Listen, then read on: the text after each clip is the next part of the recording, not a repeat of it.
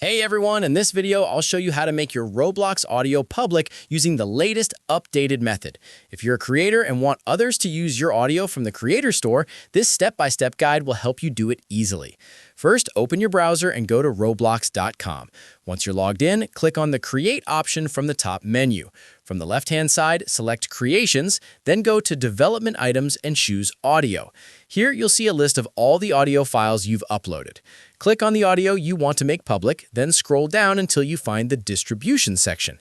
Enable the option that says Distribute on the Creator Store and click Save Changes. If you don't see this distribution option, don't worry. Click on your profile icon in the top right corner and go to Settings. From there, open the Eligibility section and select Audio Distribution.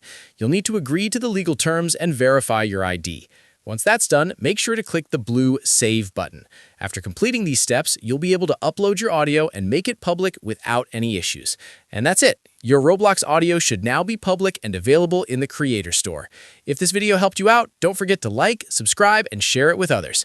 Thanks for watching, and I'll see you in the next one.